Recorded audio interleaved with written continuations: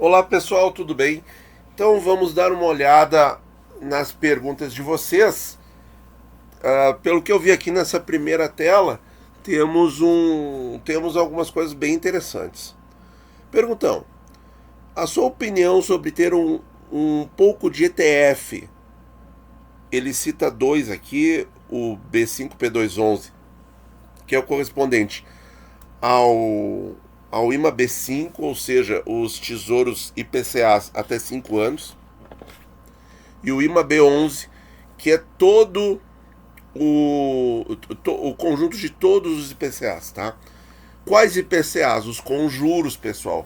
A Ambima só faz o índice dos títulos que os bancos podem comprar. Eles não fazem os índices dos títulos que nós podemos comprar. Não existe IMA de tesouro IPCA principal, poderia ter, né? Não existe IMA de Renda Mais, de Educa Mais. E até quando o rol difere nos prefixados, por exemplo, hoje nós temos o 32, né, o pré-32 nos dois, nos leilões e para pessoa física. Mas ano passado, quando a gente tinha o 31 e nos leilões era o 31 não constava das estatísticas da Ambima, tá? Então isso é importante saber. Então, ter um pouco de ETF, esses dois aqui, e outros do Tesouro, no intuito de ter título soberano sem vencimento para postergar o IR. Olha, pode ser feito, tá? Mas eu não curto muito essa ideia. Por quê? Porque basicamente eu não vejo vantagem em delegar o investimento para um fundo, para um ETF. Eu não vejo vantagem nisso, tá? Eu sei que o brasileiro é muito traumatizado com o imposto de renda, eu também sou, eu também pago e bastante. Eu não gosto de pagar imposto de renda, mas o fato de pagar o imposto de renda não é fator decisivo para os meus investimentos. Por quê? Porque quando você começa a querer investimentos com vantagem tributária, você automaticamente vai estar aumentando o seu risco. E isso não é bacana. Só que existe vantagem tributária no ETF? Não. Não existe, pessoal. Porque 2 anos, eu sei que demora, ainda mais quando a gente está começando, quando tu recém comprou aquele título, né? Quando tu recém comprou o teu primeiro Renda Mais, digamos assim, até os 2 meses em que tu não pode movimentar o título, até os 2 meses iniciais demoram muito a passar. Mas 2 anos, pessoal, para quem já investe há algum tempo, sabe que voa, tá? 2 anos voam. E aí os teus títulos e o ETF estão na mesma alíquota que é 15%. Então essa vantagem provisória ali até os 24 meses, ela na verdade ela é super irrelevante, tá? Nada a ver na minha visão. É... Agora, você não vai ter título soberano, tá? Sem vencimento. Isso é uma fantasia, tá? Por quê? Porque quando vence o título, eles reinvestem. Então, quer dizer, tu está sempre com o risco soberano do ETF em questão. Se o risco soberano dos títulos de até 5 anos sei lá, é X%, tu vai preservar esse risco ao invés do risco cair. Porque quando você tem o título e você fica com ele até o vencimento, esse título ele vai, à medida que se aproxima do vencimento, ele vai perdendo risco, tá? Qualquer tipo de título do Tesouro Direto, tá? Digamos assim, talvez isso não valha muito para o Selic, isso que eu estou falando, mas se você pega um IPCA principal, um IPCA com juros, um prefixado, todos são a mesma coisa. Como é que a gente percebe isso? No próprio gráfico do título, na página do Tesouro. Você vê ali que os títulos que estão perto do vencimento, eles começam a ter um rendimento quase que linear, quase que uma linha reta, quase que parecidos com o Tesouro Selic. No ETF, quando que isso vai acontecer? Nunca, de edição nunca, 31 de fevereiro. Por quê? Porque eles são obrigados a renovar os títulos, certo? Então, isso eu vejo, na verdade, como uma desvantagem do ETF, tá? Uma desvantagem. Agora, sim, se você quiser ter para título de diversificação algum ETF de títulos públicos, eu iria em qual, tá? Isso não é recomendação, mas eu iria no de 5 anos, no IMAB 5, tá? No mais curtinho. Por quê? Porque isso sim tem um significado. Você vai estar ali com o risco dos mais curtos, em conjunto. O que é bastante interessante, porque esse índice, ele ganha de muita coisa, tá? Ele ganha de muita coisa. O que não quer dizer que tu não consiga fazer isso também com os próprios títulos do Tesouro, e sim você consegue, tá? É só observar a duration e comprar os títulos equivalentes. É difícil, é difícil. A gente hoje conseguiria ter isso aí de maneira um pouco diferente por causa dos Educas, né? Os Educas nos permitem fazer, fazer uma carteira com a duration exata do ETF do Itaú. Mas o recebimento é diferente, né? É parcelado em 60 vezes. Já a duration do IMAB 5 é de 2 anos e alguma coisinha. A duration do IMAB é de 7 anos, em torno de 7 anos. Às vezes cai para 6,5, 6 e alguma coisa e volta para 7, fica ali, tá? Então, já a duration do IMAB, por que eu acho que não vale a pena ter o IMAB 11, que é o total? Porque ele vai ter os mesmos títulos do IMAB 5, vão estar lá dentro, só que mais diluídos, tá? E você vai ter títulos da parte do meio da curva e da parte longa. Quer dizer, é um índice que, na minha visão, não fala muito. Não tem um quê estratégico nesse título. Claro que não. Por quê? Porque ele tem todos os títulos IPCA com juros que os bancos podem comprar. E isso faz algum sentido do ponto de vista estratégico para a carteira de alguém? Não. Resposta simples e direta, isso não faz sentido, tá? Você ter todos eles, você na verdade está pulverizado. Então, na minha cabeça isso aí não faz sentido. Já o IMAB 5 com o B5 P211, esse faz sentido, tá? Ah, eu não gosto de ETF. Fato, eu não gosto de ETF. Eu não vejo vantagem no ETF. Mas se é para ter algum sentido, o primeiro faz muito mais sentido que o segundo. E o segundo, por outro lado, é muito mais fácil também de montar com os próprios títulos do Tesouro. Você vai ter que encaixar ali uma proporção de títulos em que a duration se aproxime de 7 anos, tá? Eu fiz isso até na época do lançamento do IMAB 5, com quem, pessoal? Com o IPCA principal 24, 35 e 45, né? Ah, saudosos títulos, saudosos títulos. Se vocês quiserem, deixem bastante comentário para isso que eu faço, tá? Porque dá um trabalho e então vai ter que ter bastante comentário nesse sentido, e curtam os comentários dos colegas que clicarem ali, faz uma carteira de tesouro direto para simular o ETF B5P211 e para simular o IMAB11 a gente faz para vocês, tá? Muito bem. Temos outra pergunta aqui. Poderia fazer uma simulação investindo o mesmo valor de 3.874, eu acho que aqui é o preço do IPCA 60 em algum momento, né? Porque tá bem equivalente aqui na minha memória. Investindo o mesmo valor no Tesouro Selic, como não tem esse prazo disponível, seria investido no Selic mais longo e reinvestindo a cada vencimento do Selic mais longo até 60, ou teria como simular um CDB de 100% da Selic até 60. Não precisa, Anne Prado, fazer isso aí, tá? Até porque a taxa flutuante, que é a taxa Selic, não tem como a gente ter a mínima segurança, muito menos da inflação até 2060, né? Pode ter um evento global aí que mude completamente todos os fatores. Então, não tem como prever isso por um período tão longo, tá? Mas o que eu posso te dizer é o seguinte: existe já uma simulação que foi muito divulgada na época em que eu acompanhava isso num grupo de Tesouro Direto no Facebook. Não, no grupo de investimentos, né? Eles gostavam de Tesouro Direto, mas não era o foco, tá? Eu não tenho esse GIF aí, tá? Se alguém tiver, pois é, o problema é que aqui nos comentários o Google bloqueia automaticamente links, né?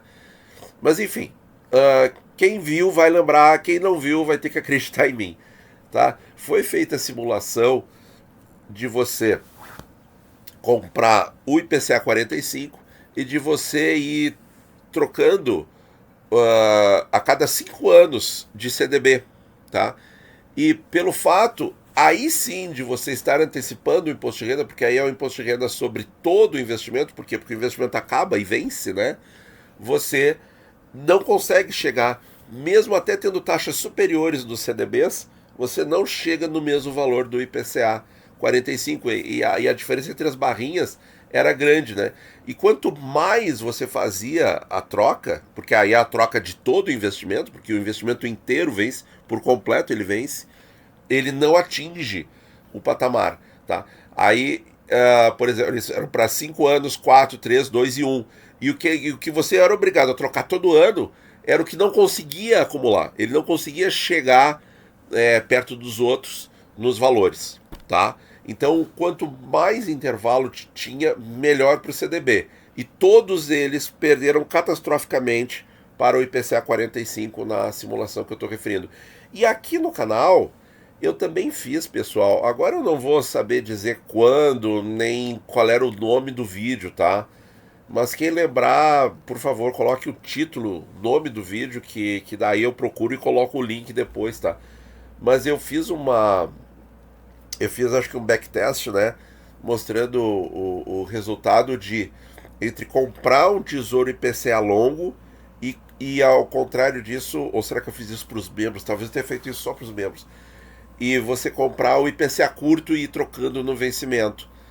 E aí a conclusão foi... A conclusão não tem problema de falar, porque talvez até alguém sinta vontade de se tornar membro, já fica o convite aqui no ar, tá? Que é o seguinte, o IPCA longo ganhou, tá? Dos outros que teve 2 ou 3 trocas, foram poucas, tá? Foram poucas aí, eu acho que eu testei o IPCA 24 versus comprar IPCA 15, depois comprar o IPCA 19 e depois em 19 comprar o IPCA 24. Comprar sempre o IPCA curtinho versus o IPCA longo, lá nos idos de 2010, tá? Foi esse o backtest que eu fiz. Qual foi a conclusão? O IPCA longo ganhou. Claro, por quê? Porque não tem as trocas, tá?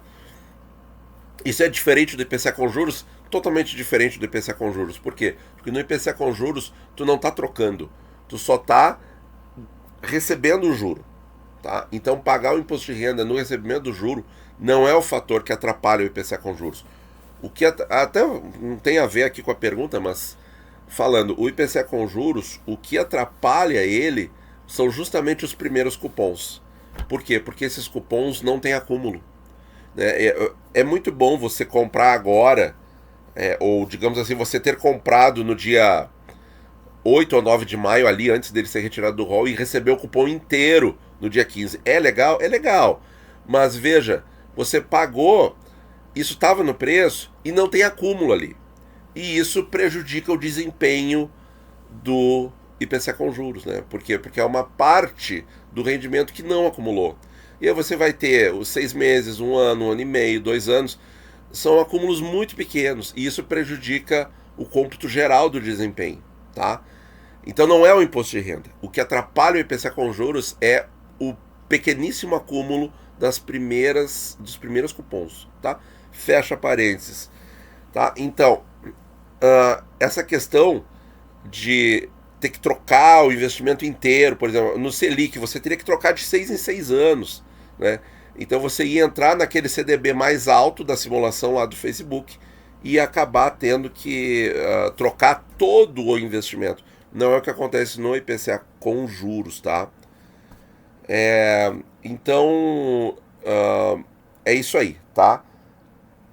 E voltando à simulação, ao backtest que eu fiz, o que aconteceu em quem tinha IPCA curto e versus o IPCA longo, que o IPCA longo ganhou, mas fiquem tranquilos, tá? Porque as duas formas de investimento ganharam do CDI do período, tá? Os dois, tanto quem tinha os IPCAs curtos e foi trocando, quanto quem comprou o IPCA 24 de 2010 e segurou até o vencimento, que é muito parecido com o IPCA 40 de hoje, certo? O paralelo, né, seria o IPCA 40 de hoje. Quando volta o IPCA com juros 55? Bom, se tudo ocorrer como está na programação do Tesouro Direto, que eles informaram, né, que esses títulos mais longos aí, os IPCAs longos, são revisados a cada 5 anos, a minha opinião é que Daqui 5 anos, então, em 2030, o 60 sai do rol e vem o 65, o 45 sai do rol e volta ao 50, e o 35 sai do rol e volta o 40, tá? O 55 seria então depois, em mais 5 anos, ou seja, em 2035, em que aí sairia o suposto 65 para entrar o 70, sairia o 50 para voltar ao 55, e sairia o 40, que estaria fazendo as vezes do mais curto, né? E entraria o 45 em 35. Então, em 35, o 55 voltaria fazendo a função do IPCA com juros intermediário. Ele faria o exato papel que o IPCA 45 com juros faz hoje, de tesouro e IPCA com juros do meio ali, tá? Deu para entender, né? Muito bem. Perguntão. Em ano eleitoral, as taxas tendem a subir ou descer? Elas tendem a ser mais voláteis, certo? Nas últimas disputas eleitorais, elas foram mais voláteis para cima, tá? Onde que a gente consegue ver isso? Por exemplo, aqui no histórico do IPCA 35 principal, que é com as taxas de resgate, porque ele não está mais disponível para compra, tá? Mas isso aqui você consegue no site do Tesouro, você consegue ver isso aqui. Então, olha só, pessoal.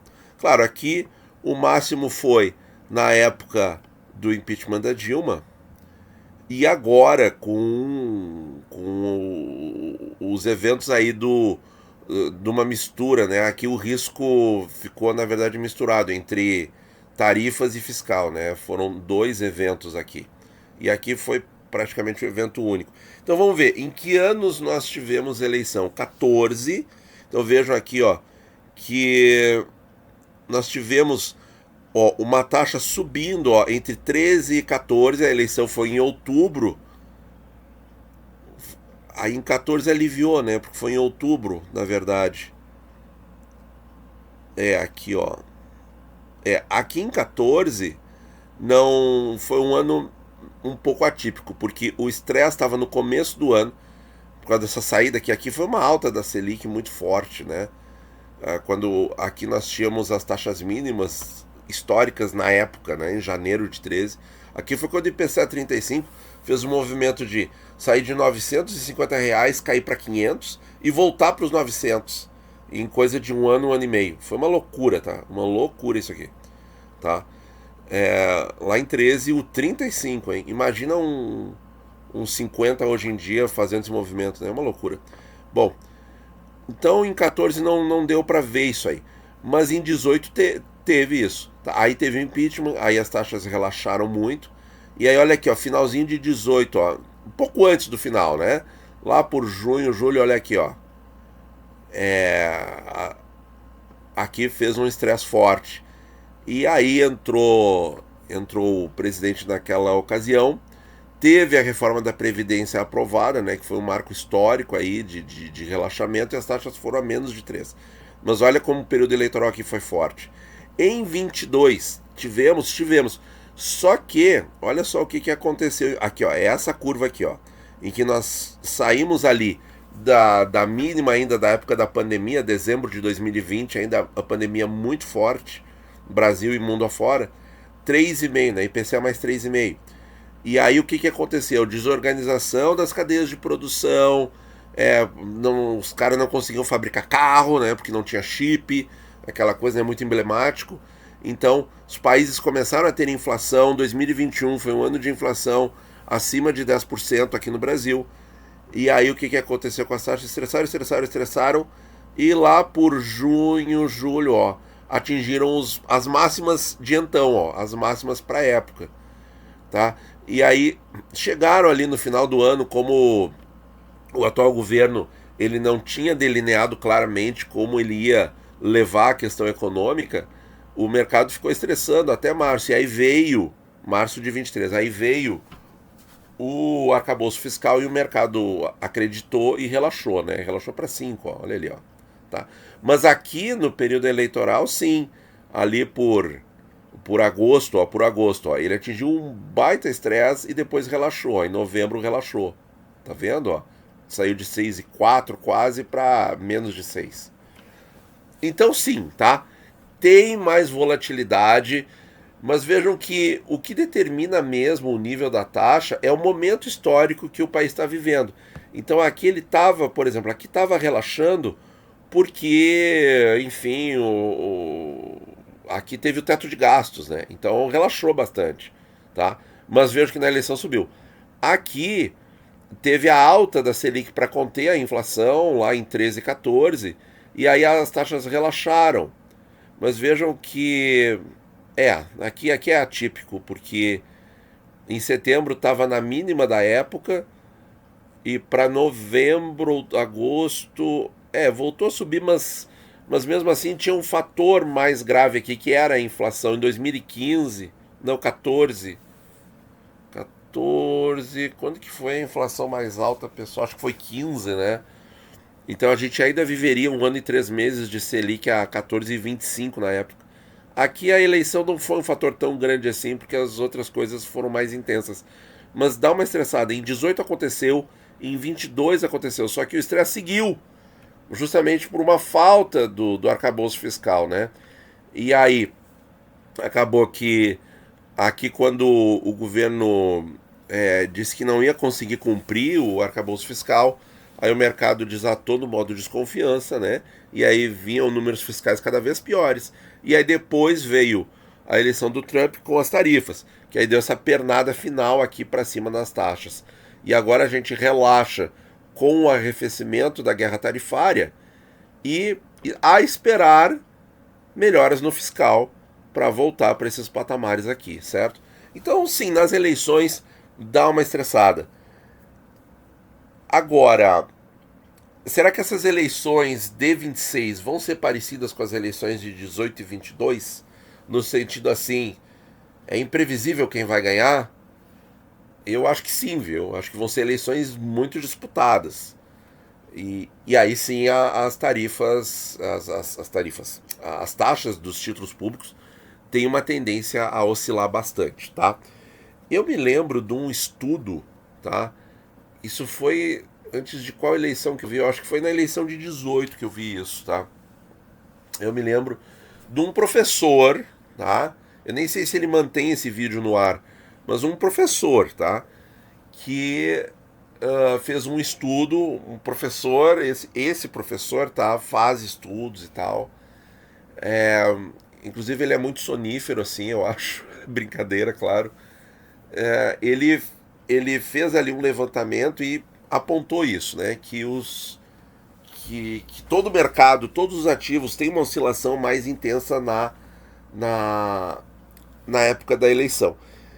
E aí é o seguinte, eu me lembro que eu fiquei assim bastante impressionado com as falas dele, não pelo estudo e pelo resultado, porque isso a gente tem esse sentimento, né? Mesmo sem formalizar uma análise estatística, a gente sente ali que as coisas ficam diferentes, né? Que o mercado fica mais intenso, que o dólar oscila, enfim, que a bolsa oscila.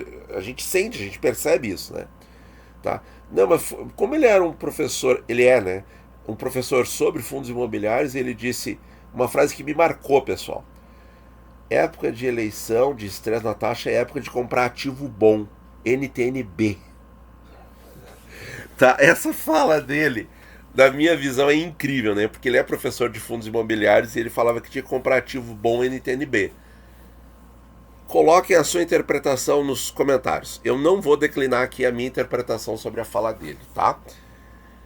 Mas então, minha gente, voltando aqui, nós já estamos com bastante tempo do vídeo, eu quero fazer mais uma consideração muito importante, tá, sobre isso. Então, teria um gráfico mostrando se a turbulência das eleições torna um bom momento para comprar, é o que eu acabei de mostrar.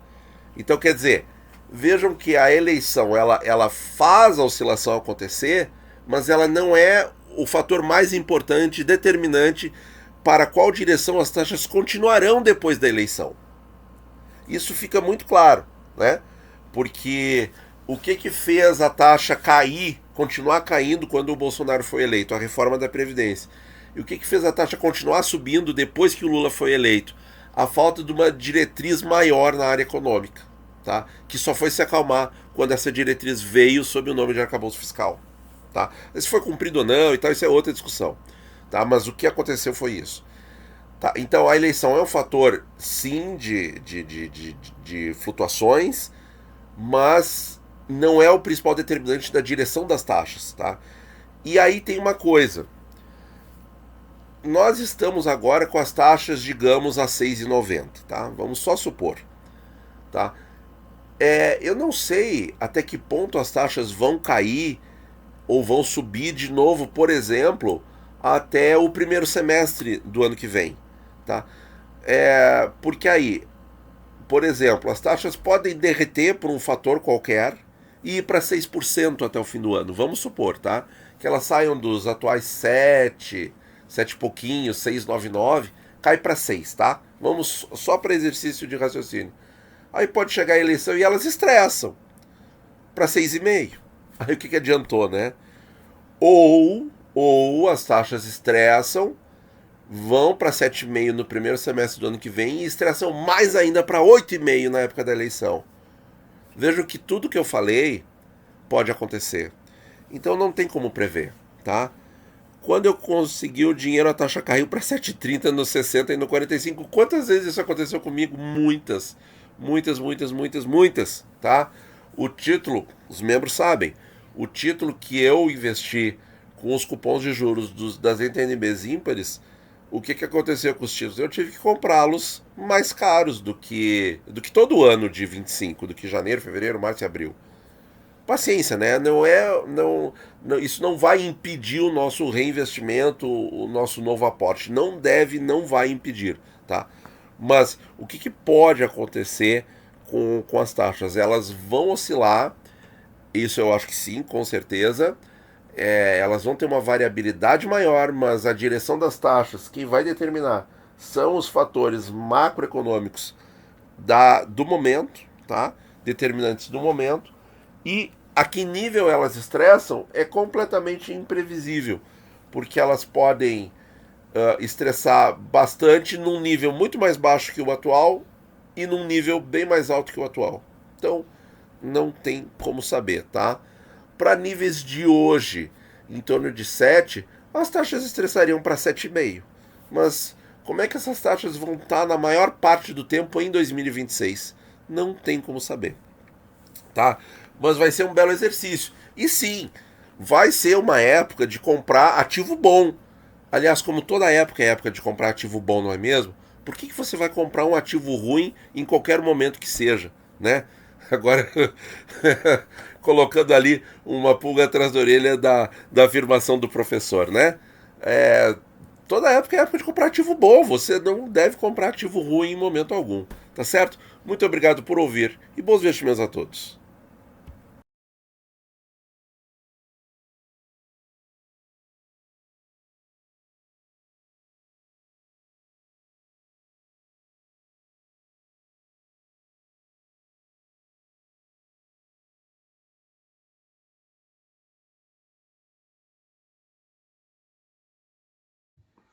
Olá pessoal, passando para dar o disclaimer, agora nós vamos dar com voz também.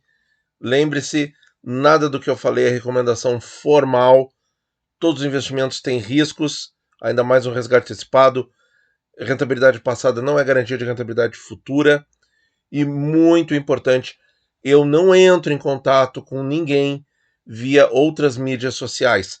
Todas as mídias do Finanças para Ti são o YouTube, é a única mídia, tá? A gente não oferta investimento, a gente não faz propaganda de coisas fora do YouTube, a gente não entra em contato com vocês fora do YouTube.